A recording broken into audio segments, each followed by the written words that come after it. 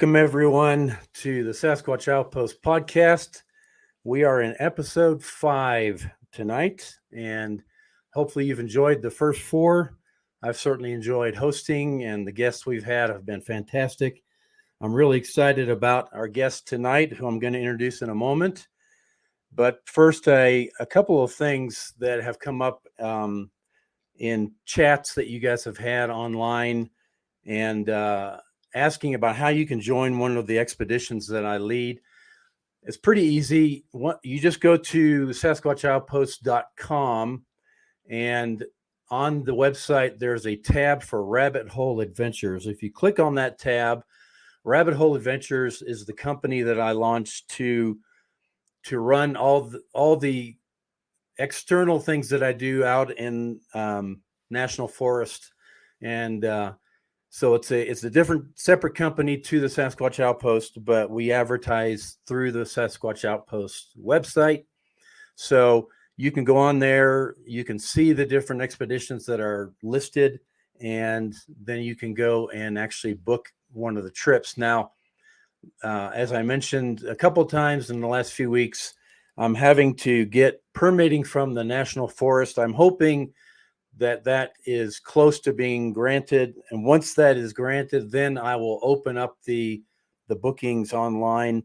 But I can't do that until I have the permit. Obviously, they would not be happy with me if I was booking and did not know if I was going to get permission to do what I do as an outfitter and guide. Secondly, we're nearly finished with our expansion on the museum. I've been working on building a new theater for showing our short films.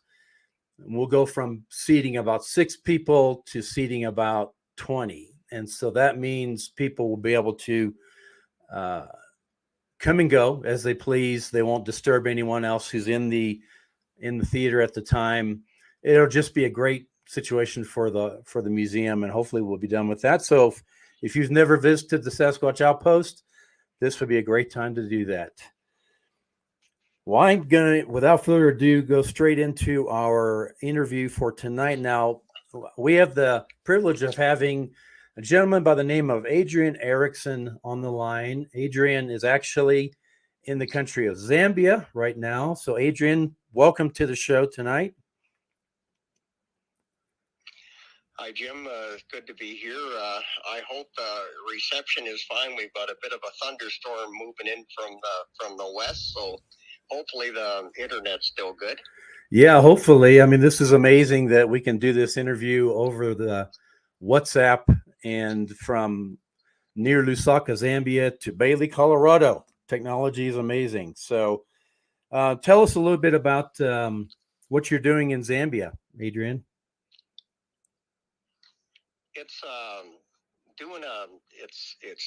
It's a gated community in the middle of the forest or jungle in the mountains and ravines with beautiful views and wildlife and nature. It's selling home sites that are part of the nature reserve that I've created with animals and birds and the sight, sounds, and smells of Africa. It brings a special ambience that is so special to many people. It's unique. I did a development like that in Canada called Regal Ridge, and it just you immerse yourself in nature, hiking trails, and amongst the birds and animals. How did you choose Zambia for this project? Just a stable. They're the friendliest people in the world. I mean, it's certainly the friendliest people in the various countries of Africa that I've spent. I've spent a lot of time in 9 different countries there, but they are the friendliest, and certainly the country's open to investment. And there's all kinds of it's traditional land that they convert into state land, that convert into titled land, and so there's not that much available, but it's just so much wildlife resources and all these hills and mountains. So and it's 90 minutes from a international airport from the capital of Zambia. Well, I don't know if I'd ever mentioned this in previous conversations, but I grew up in Kenya, so I have some idea of what it's like in Zambia. And my wife is actually from Zimbabwe. Um, she was born and raised in Zimbabwe, so she wasn't too far from Zambia. Yeah, And right next door. I've right spent a lot next of time door. in Zimbabwe as well. So, for those who don't know who Adrian is, Adrian, if you've ever heard of the Erickson Project, Adrian was the spearhead behind the project. And the Erickson Project briefly was a situation that Adrian was able to seize upon in rural Kentucky. I'm not going to give the location, obviously, but it was a situation where there had been um, an habituation with a family of over a span of about 2 generations of a Sasquatch clan that lived in that area. And it's just rural Kentucky. I mean, you wouldn't, it's not in the middle of the wilderness. There's farms all around, but these Sasquatch seem to live in and around with people. And, um, and so Adrian was able to and he'll tell us more about this in a second, but able to get some property there, and they had a 5-year habituation situation. So, Adrian, I'm curious how this came about. How did you ever get into doing this habituation?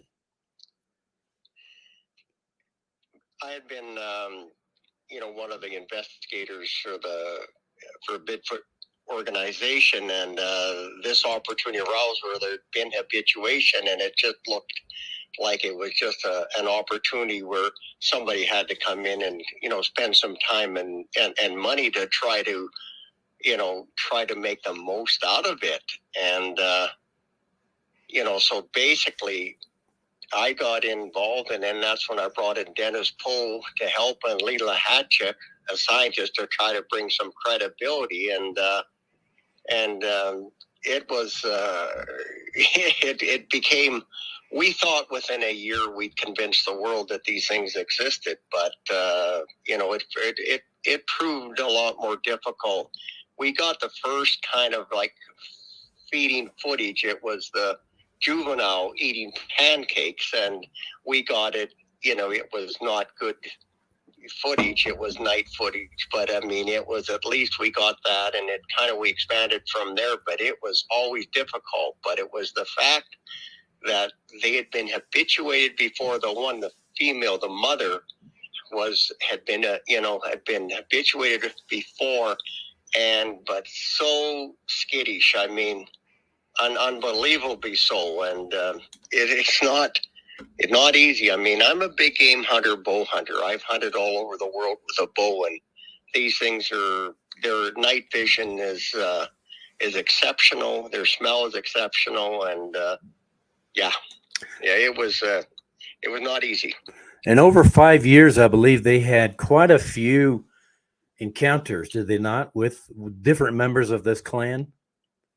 Yeah, I mean, I saw there's a big male that came around once in a while, but I mean, basically it was the mother and the daughter, because we saw it, spot and urinate. So it was the mother and daughter, and the daughter grew kind of about, I'd say about 8 inches a year in size. So my goodness, towards the end of the project, she was pretty much as tall as her mother. The mother was kind of in that, kind of right around that 6'6" and a bit range, but very, very blocky, very, very barrel chested type of thing. Yeah.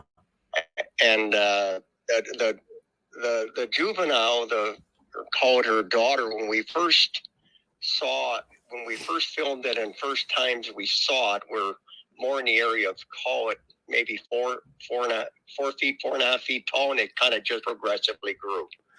How big was the male when anyone saw him? The male was probably in that, I would say that probably that 7-foot range. Now, when I say 7 feet, but it's just muscle weighs more than fat, but they're barrel chested. They are so heavy And anybody that's seen, I mean, I've seen so many footprints in, you know, in Canada, United States, various parts of the United States and various places of Canada. But you have to see the footprints to appreciate how heavy they are. I mean, their legs are like my chest. I mean, they're heavy. They're just bulky, heavy, muscular, you know, people, animals, whatever you want to call them. Yeah. Yeah. Let me backtrack a minute. I believe you've told me in the past that you had some encounters yourself in your earlier years. Tell us about that. My first encounter was, I think it was in 1960. So it was in the fall. I would have just turned 8 then, I guess. And what our cows had got out of the pasture, and, you know, we sent out those kids, my 2 older brothers and I, with our dog Tippy to go get the cows. We finally found them about a mile away. We're bringing them back, and the wind was from the west, and all of a sudden the cows just took off. There was a ravine that came out of the bush. The bush ended, you know, the bush went forever. We were living right against the edge of the bush in northern Alberta. And there's a ravine, bushy ravine came out, and we had a granary. Now, these granaries were just square, you know, they're for the gable end started, they're 8 totally whatever, like 12 feet high, just small wooden granaries. And the cows took off running. I went running around to try to cut them off, and the dog just started yelping and just went straight home, and we had no idea. We came around a corner. It was night, but it was absolutely bright moonlight, and the harvest was oats. I believe we'd harvested oats or barley, and it was, you know, they were yellow. It was just really bright. And we came around a corner, and all of a sudden this great big man, like a great big man, was standing there, and it was eating. It was reaching into the granary and eating this grain. And my oldest brother right away said, I know that you, Walter, it was Walter Luca, you're in my dad's bear suit. And Walter Luca we had some neighbors, they were Russian, and this Walter was 6 foot something, but he weighed over 400 pounds. Wow. And not fat. He was just a great big muscular man, and he ran around half the time almost bare feet. But my father had called the bear suit that he wore in really cold weather. Walter couldn't have fitted inside it anyways. And it just looked at us and just spun around and just walked away with those arms swinging. I mean, it looked just like walking away, like the Patterson footage, which, you know, Patterson is a Sasquatch. And it walked away. So that happens then. And then I had, when I was, you know, I grew up, by the time I was 15, I was kind of fearless. I carried an old 303 rifle for hunting moose. And I had trappers that told me where this lake was. And I left like 3 a.m, dark, to hike way the heck in to get there. And I got near the lake, and it was kind of late already in the morning. I thought I'd you know, cow call, or, you know, actually a bull call, to try to get a response from a bull. Moose, and this thing started high-pitched screaming at me, and I didn't know then that a moose couldn't even make a high-pitched call like that. I mean, I know what a cow moose could do.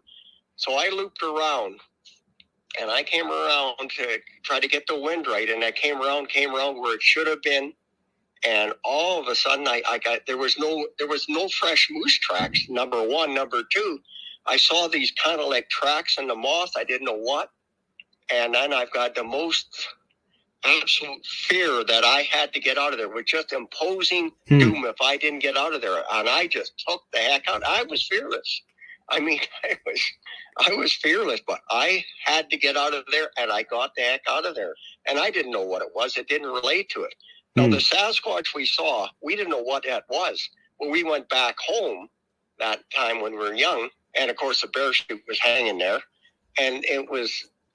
Dad had some Native American, you know, working for him, and they knew what it was. And they told us, look, there's not many of them, but they'll never hurt you. And that's what they told us. So they told us what it was, and they called it what it was.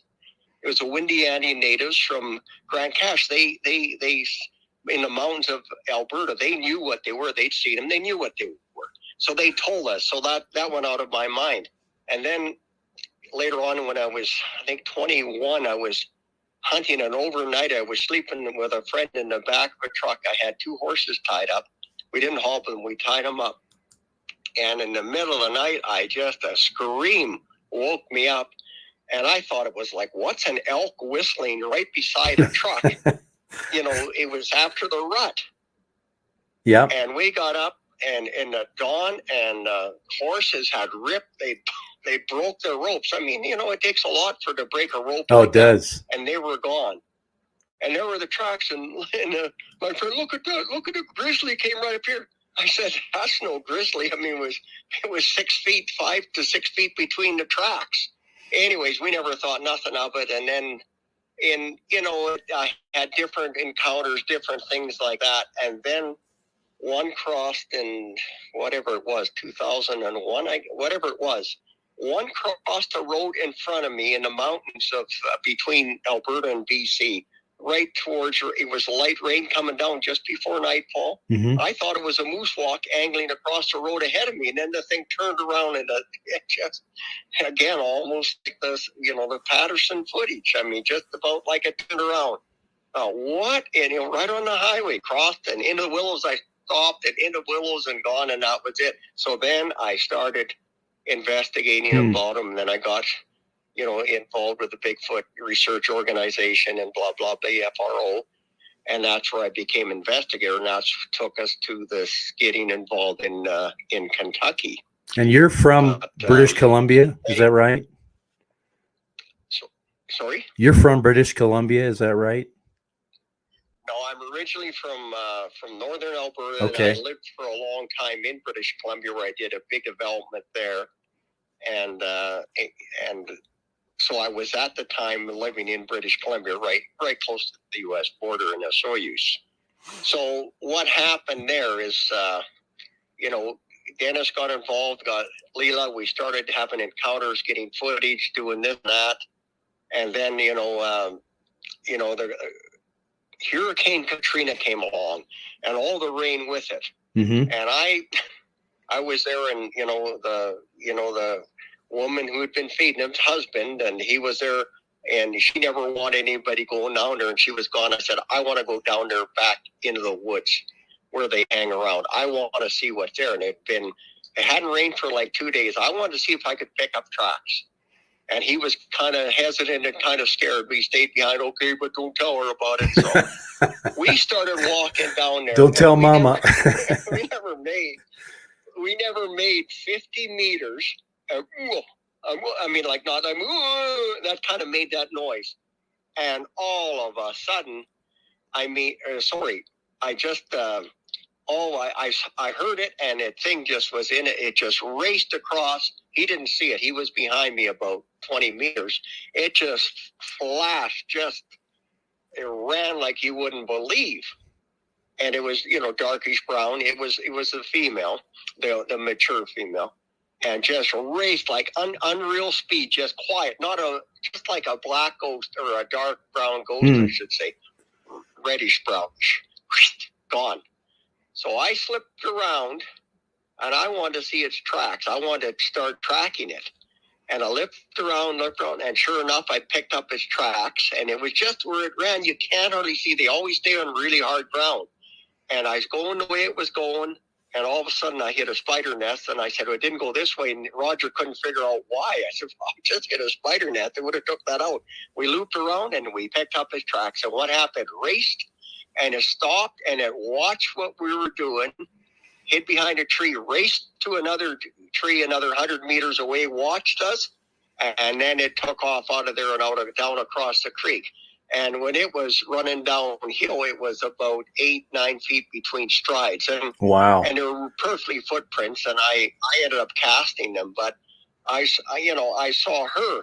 And then, the interesting thing is the first time when Dennis came out to the site, the woman had been feeding him, was talking. We're just showing, and Dennis had this infrared, their night, heat sensing.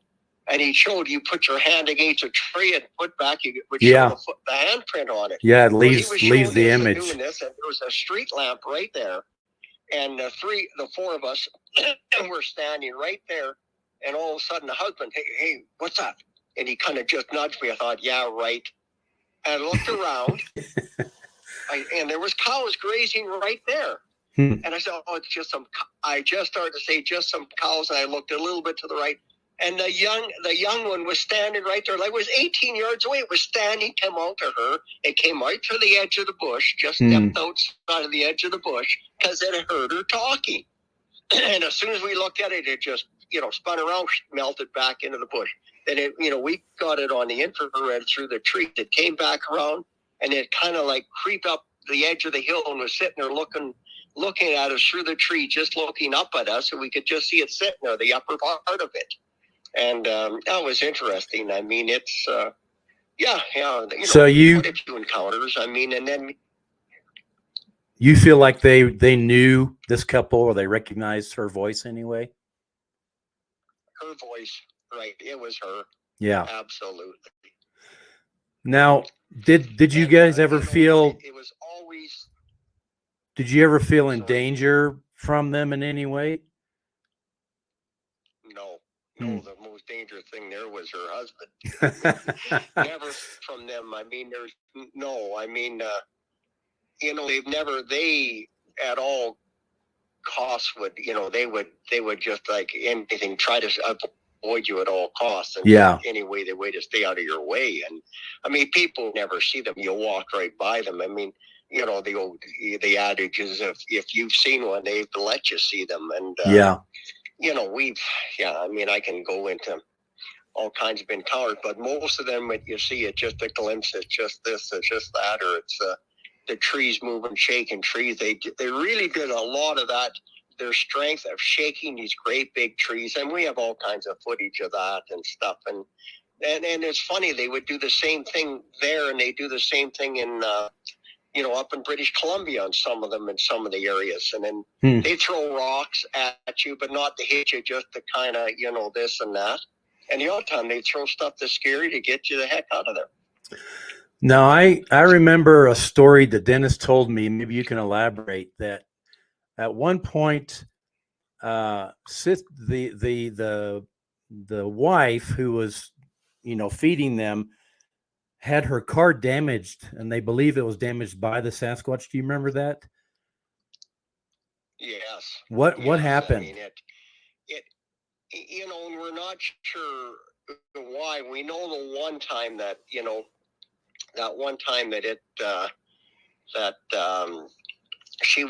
was a young one would come out and she'd kind of talk, and, we got a lot of this on footage, and it's always just kind of, not always, but usually just before dark, or you didn't have night vision. I filmed the juvenile walking across about 30 meters away. I was with the husband at the time, and I was filming, and it walked right across because it was a strip of bush, open field. We knew it'd go right probably in the bush line. So we just waited downwind, out of sight, and just very quiet at night. And sure enough, she went in there, started talking, and had some food for it further away. And sure enough, it came by. But in one case, she was a young one was coming by, and all of a sudden that big male showed up and just yelled at her. And he yelled at it, and instead of, it was almost in an Asian dialect, almost like Japanese. Just that type of thing. And that ran away, and it took off.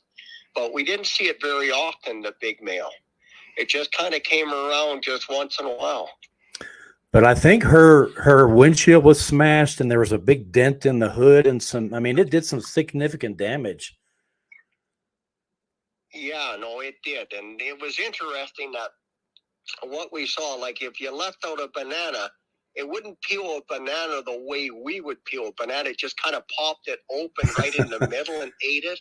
And fruit that was put out, you notice too, it just ate it different. It would eat right off the end of the fruit, where we would eat in the middle of an apple. It would bite the end right off. So interesting. It was interesting, but I mean, the one time, like Leela Hatchek, she had a voice recording, or she had a microphone on, and what happened when she was bluff charged by the female, because the young one was there, and they had stopped along the side of the road. She saw it right in the side of the road. She stopped and she kind of come off and offered cookies for it. And the thing just come right at Sissy, and it just made a quick charge, like just instantly, just full speed, and just stopped and scooped out and threw snow at her between her legs. Just kind of squatted down and with emotion and threw snow at her. Then turned around, and went back in the bush. And then when we Dennis and I went back in the morning, and they'd both been kind of bedded down just off the road. And people wonder, like, why just off the road and off this? Because the reason they were staying there, they knew that they were safe, and lots of times they slept right close to where where she was, where the woman, where they lived. And then they like, I thought I'd be this bright thing. I would buy this. They had they wanted money. They wanted this other house, so I bought this place.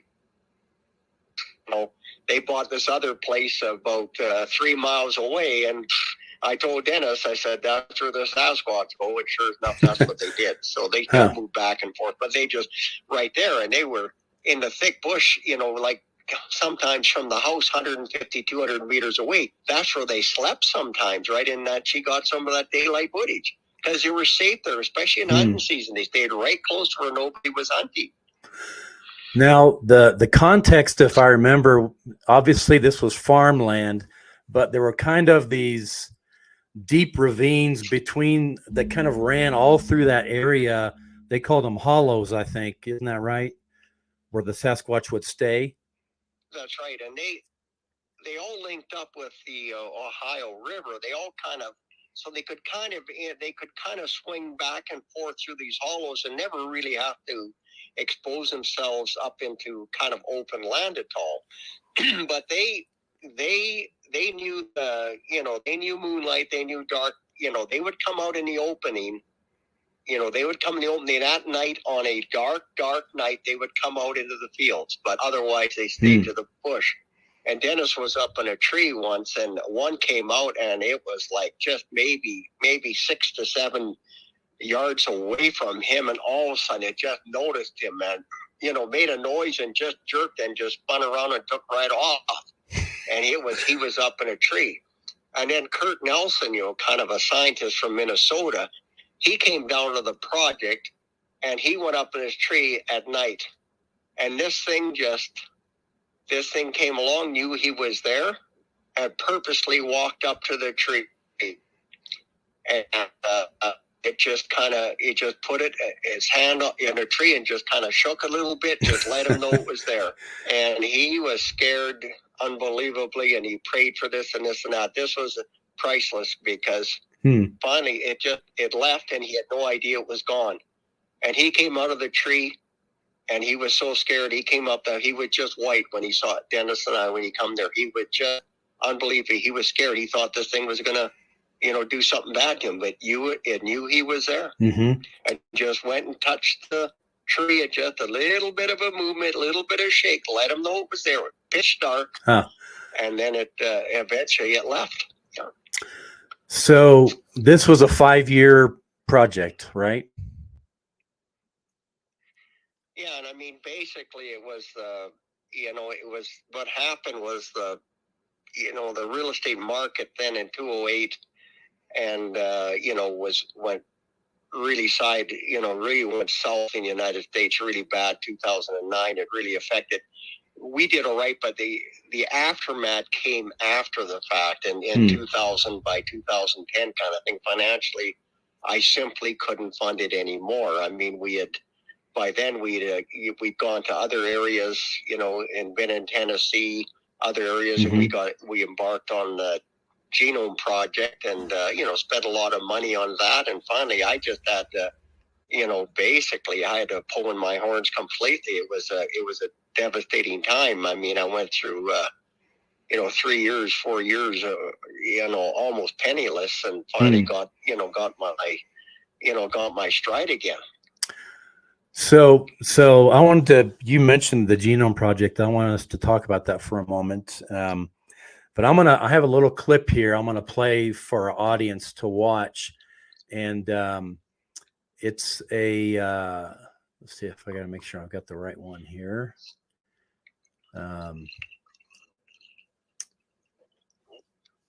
Unfortunately, I can't see a picture of the clip. I'm not sure why that is. I believe this is, if this is the wrong one, I'll stop it, but let me see if this is the right one.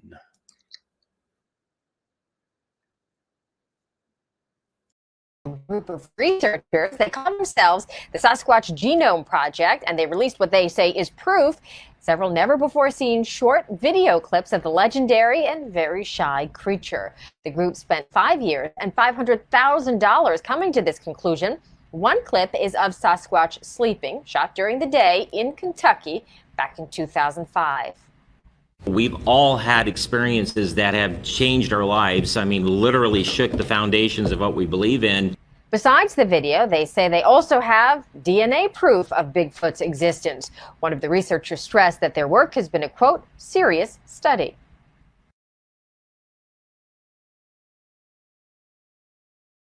News, but so tell us about the Genome Project, because it kind of was born through the Erickson Project habituation, right? Yeah, so I mean, basically,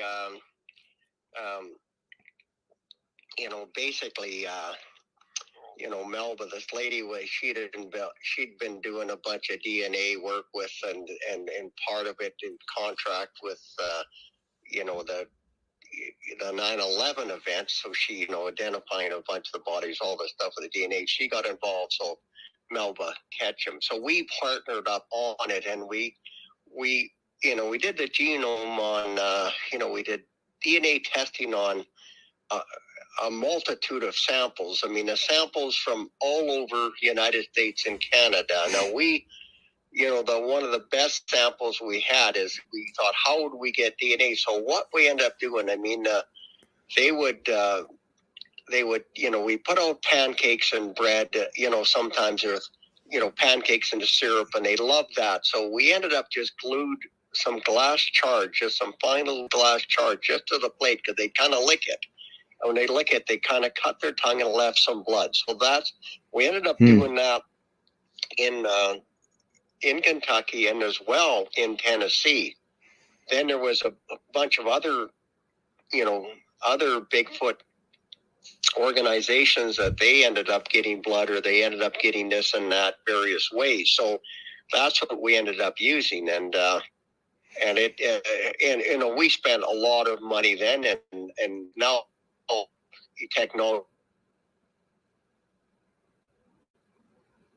Twice, two major studies that I know of that were done afterwards, and they came up with the same result we did. What were those results? Mitochondrial, the female side it's modern human, and it's a nuclear side that's the problem. It's unknown to the world, and the problem is, if you what's been done before, there was other stuff was done, like Todd Disotol did work before, and he just came, well, it's human, somebody must have cut, it was human blood. Well, it's not human blood. I mean, you've got to go deeper into it. But it was there was no type specimen. So how do you say this is this? Because we don't have a type specimen DNA for a Sasquatch. So this was unique. I mean, right. It's a nuclear that is, it's unknown to this world DNA. So, and you have, besides blood, I think you had some hair and what else? We used hair. Yeah, I mean, we had hair. I mean, hair was fairly easy to obtain. I mean, you hand me some hair, I'll tell you if it's Sasquatch or not. I mean, I've looked at so many tracks I don't even bother with. I mean, they're so, they cover them, they cover them this and that, but I've seen so many tracks. I mean, Jeff Meldrum, how many different footprints does he have cast? Yeah. How many different individuals? Hundreds. Hundreds. And, the one thing that the audience has listened to me, there's one thing I want to say. It's very simple. A track is a signature of a living species, period. Yeah. And people accuse us or other researchers of faking the tracks, which is extremely difficult to do. Extremely difficult. Well, I mean, in the middle of absolutely nowhere, so if they're going to go all around Yeah. in the middle of nowhere, yeah, come on. I mean, like, again, I know how much money this cost me to do. How Right. much would it cost somebody to run over the Western Hemisphere doing this stuff? Right. Like, how stupid is that? So, And the dermal ridges, Yeah. you see that on the Yeah. footprints. so when you guys had these labs do their analysis, and there were quite a few labs, if I remember, maybe 10 or 11 labs. Different labs are involved, yeah. What was their response to what they found in the analysis? Well, the problem is that the response is always the same. It's unknown. They just don't know something was wrong, or then some of them would say it must have been contaminated with human or something because it's too much like human and all this kind of stuff. But at the end of the day, it's the scientists have been charged with discovery of all the species, in the world, and they don't want to rewrite the map. Right. They want to be the ones. Us lay people, I mean, they frown upon us like we know, and that's one of the problems. And I mean, we felt like Dennis and I felt, as I told you before, we felt within a year we proved to the world these things exist. But the more evidence we brought and we take to the scientific community, it was just like a bar was raised higher all the time. Yeah. Well, I think there seems to be, maybe this is a wrong conclusion, there seems to be a bias in many ways in the scientific community against acknowledging this kind of evidence. What do you think? Well, there's no question, and it's very prevalent. I mean, like Dr. Jeff Meldrum, I mean, he had to be very careful what he says. I mean, about or loses, or at one point would have lost his job. Yeah. Dr. John Bernago, from Canada. I mean, he was more open. He came out to the site and he saw one. He saw one, and he understood it. He saw a good footprint in Strathcona Park on Vancouver Island, so he knew. He knew these things existed. I mean, you don't, in the middle of nowhere, a footprint with dermal ridges is a footprint. It's a live animal, a live species have made that footprint or a series of footprints. So, I mean, I in Golden Ears Park in British Columbia, I mean, we had, there were quite a bit of activity, and Randy, said, why don't you come out? There's quite a bit of activity. So it was like, it was a nice clear day, and we drove. It was only a 3-hour drive for us, so we drove out there, and we never went anywhere before I didn't cut a fresh footprint. And what was remarkable was that thing walking. We ended up that day, we saw 3 sets of footprints. Now 2 were the same one, so there were 2 different Sasquatches in that area. But what was remarkable, and my wife, it was her first kind of involvement with it. We actually weren't married yet. We're just living together. And what she saw, how much it's sunk into a hard ground, kind of slightly walking uphill. That was what the major thing. When you see that, you say, I mean, how does that happen? And then, you see the different contortion, how the foot moves here and there and different things. But, you have to see it. I've seen a lot of footprints. I've seen that, but they cover their footprints. They know that. People say, so big, why haven't more been seen? And I use a very simple analogy. I just say, look it. If I've hunted big game, I've trapped, I grew up trapping and hunting, in a very modest background, in northern Alberta. If I was covered with hair, so I didn't need heat. I could stay whatever. I could keep warm because I had hair. Right. I didn't need fire to cook any food. I could eat raw fish, eat raw meat, whatever. Raw liver, which they like. With the vision that they have for night, with their senses, and like almost a sixth sense, and certainly their smell. And I knew that if I exposed myself to one human, I would probably be shot and killed. I would never be seen. Right. You would never see Right. my Good tracks. point. You would never see me, and I would survive.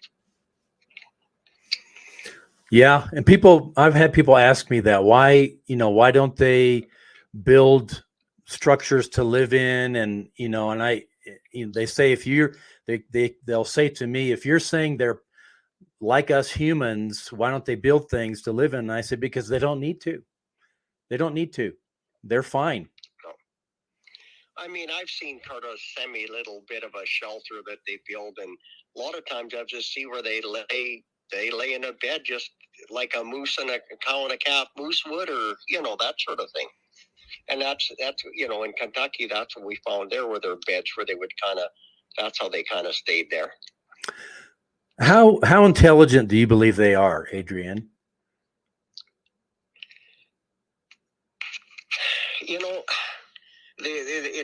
They're obviously they're smarter than we are. So I mean, than most of us. But I mean, it's a sense of survival.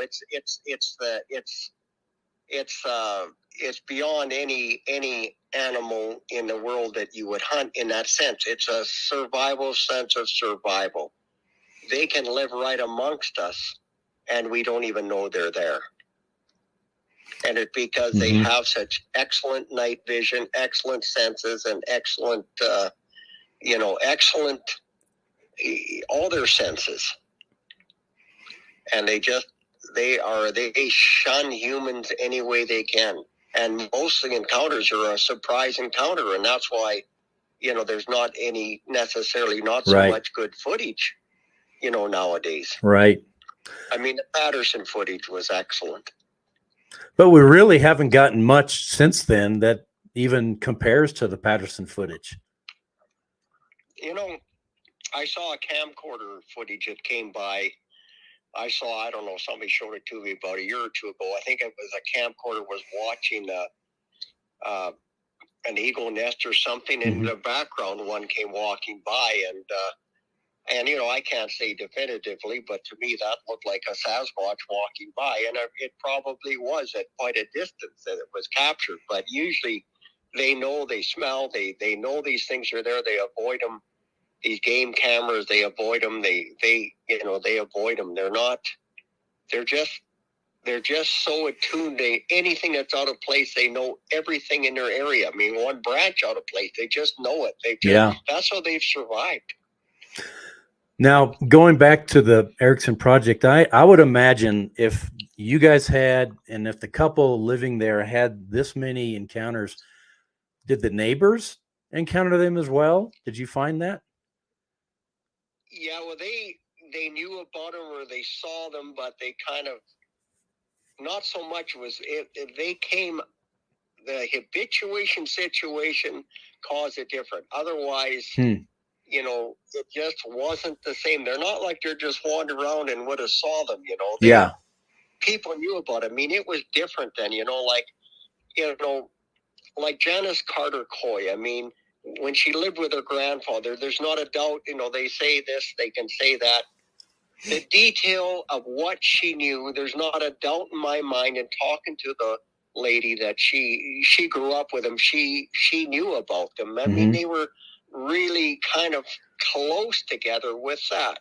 And that's all changed. And of course, the people bought the land and cut all the trees down, so there's no Sasquatch there.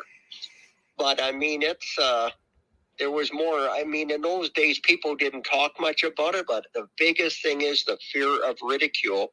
Yeah. And I mean, losing jobs, everything. And I mean, all I've said to anybody and everybody is that I just want to vindicate the tens of thousands of people who have been ridiculed for simply telling the truth, for saying what they saw.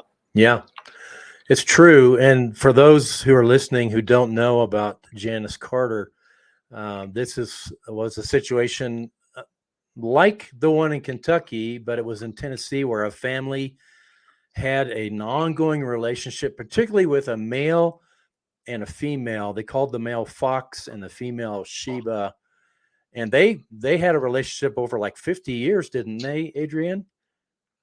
It was, I mean, Fox apparently when he died I think he was close to 60. So it was because it was the grandfather and it was the grandfather she was living with her grandfather at the time, and so that had spanned. He tolerated they kind of lived together in some sense. Yeah. They interacted in that sense. And they, if I'm not mistaken, and this probably is hard for some people to believe, I think the grandfather, according to him and Janice, he learned to speak some of the Sasquatch language, and Fox learned to speak some English. Is that right? That's right. I mean, they loved garlic. Garlic is kind of how he would pronounce it. So they talked in they had language, but it was like only people have recorded them quite a bit of talking, but it's almost like an Asiatic dialect. So it was, yeah. Oh yeah. No, they encountered, it was, it's interesting.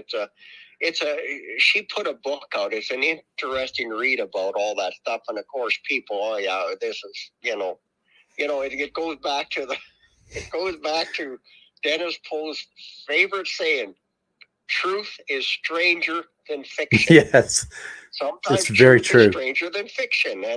And she just laid it all out. She just said, this happened, that happened, that happened.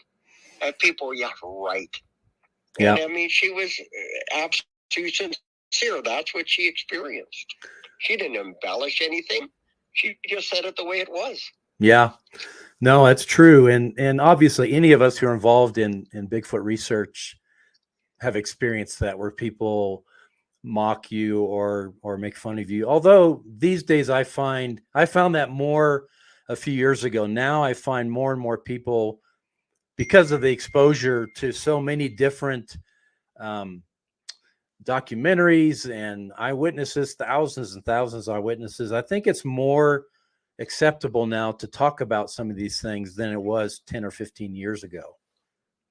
Yeah, no question. I mean, it's when I was an investigator with BFRO, some of the people I talked to, they were just so sort of relieved, so happy to talk to somebody that actually believed them, that understood, that had experienced some of the same things they had. Yeah.